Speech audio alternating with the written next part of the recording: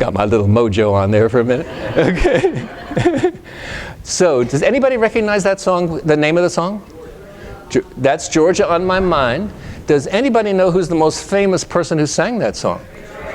That's exactly right. There's Ray Charles, right? The genius of Ray Charles. How many of you ever saw the movie Ray? Wasn't that a great movie? If you haven't seen that, put that on your Netflix list. In that movie, let me just bring you back to it for a minute. Ray, there's a scene that has stayed with me that I think captures this next leadership attribute. This is what happens. He's in a recording studio. He's sitting at a grand piano. Behind him are the Rayettes, you know, the singers, and a full orchestra, violins, everything. And they are playing Georgia on My Mind, and it is lush. It is so beautiful. Just sounds just like the record. And then the camera pans from Ray into the recording booth. And there you see the suits, the studio executives. And here's what they were saying. Who does he think he is? He's a rhythm and blues and soul musician. Where does he get off playing a lush ballad by Hoagy Carmichael with a full orchestra? This will never sell. Well, you know they were completely wrong, and Ray was completely right. It's not only sold, but it went gold and platinum, became his theme song. And later on, when Ray decided he wanted to record country music, the record executive said no. So he left that record company, went to another one, became the biggest crossover artist of all time. So what's the leadership lesson that we could take from Ray Charles? And that is, we should accept no limits. I mean, we could have said accept no limits due to a visual disability, but we went even deeper than that. Accept no limits in what you want to accomplish, because Ray accepted no limits in terms of what he wanted to accomplish. So when we talk about this characteristic of not accepting limits, I want to talk to you about motivation. How do you motivate your employees so that they will do their best possible work? How can we take a page out of Ray Charles' songbook and motivate our employees? The researcher that means the most to me in these terms is a guy who's a Canadian psychologist named Albert Bandura. And Albert Bandura taught at Stanford, and he coined a phrase that maybe you've heard before. It's called self-efficacy.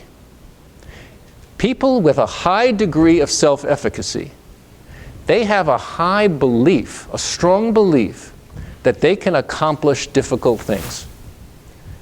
And now, I'm not saying because you think you can do it, therefore you can do it. But what he discovered is it's a precondition.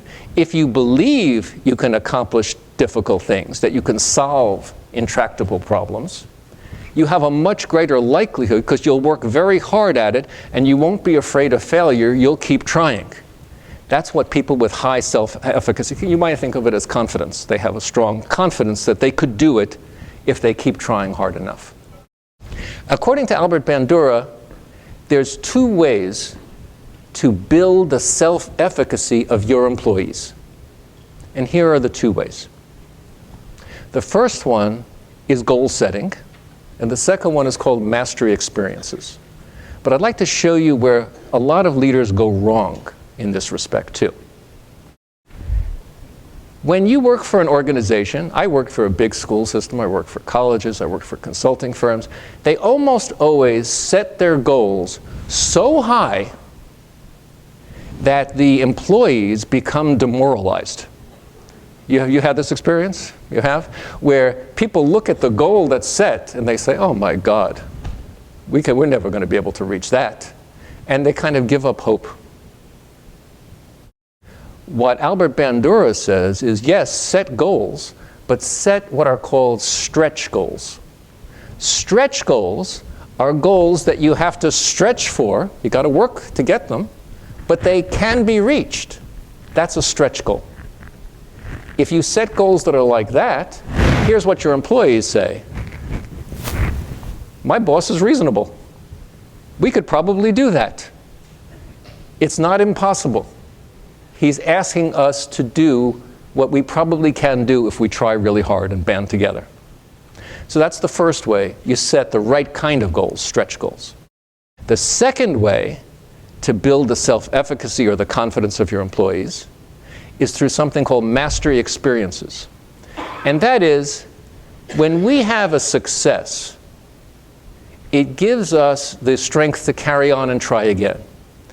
I think the whole game of golf is based on this idea. I played golf with my son. You know, you can hit 100 terrible shots, and you could hit that ball once beautifully. You can drive it beautifully, or you can putt it perfectly, just once. And you'll keep going, right? And you will play on and on and on because of that little success experience. That's called a mastery experience. And so what Albert Bandura says is give your employees lots and lots of small mastery experiences as they reach the stretch goal.